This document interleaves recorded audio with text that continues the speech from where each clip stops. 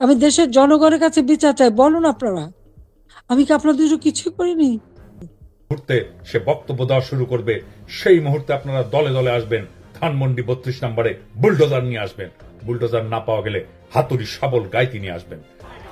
শেখ হাসিনা লাইভে আসার খবরে যখন ধানমন্ডি ৩২ নম্বরে গিয়ে জনতার ভাঙচুর, তখন শেখ হাসিনা লাইভে এসে হাউমা করে কাঁদেন। তিনি বলেন, আমি কি আপনাদের জন্য কিছুই করিনি? আমি কি আপনাদের জন্য খাবারের ব্যবস্থা করিনি কিংবা চিকিৎসার ব্যবস্থা করে দেইনি? তাহলে ৩২ নম্বর বাড়িটা কেন ভাঙ্গা হচ্ছে? ছাত্র জনতার কাছে বিচার চান তিনি। বিচার চাই। আমি দেশের জনগণের কাছে বিচার চাই। বলুন আপনারা, আমি কি আপনাদের জন্য কিছুই করিনি? শেখ হাসিনা সরকারের পতনের ৬ মাস পার হলো আজ বুধবার। হাজারো শহীদের রক্তের বিনিময়ে জুলাই গণ অভ্যুত্থানের পর গত ৫ই আগস্ট দেশ ছেড়ে পলায়ন করেন শেখ হাসিনা।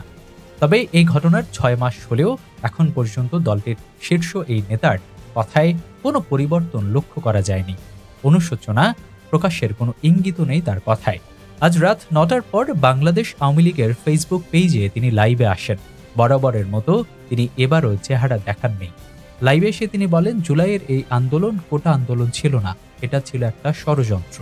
আমি বারবার বলছি, এখনো বলছি,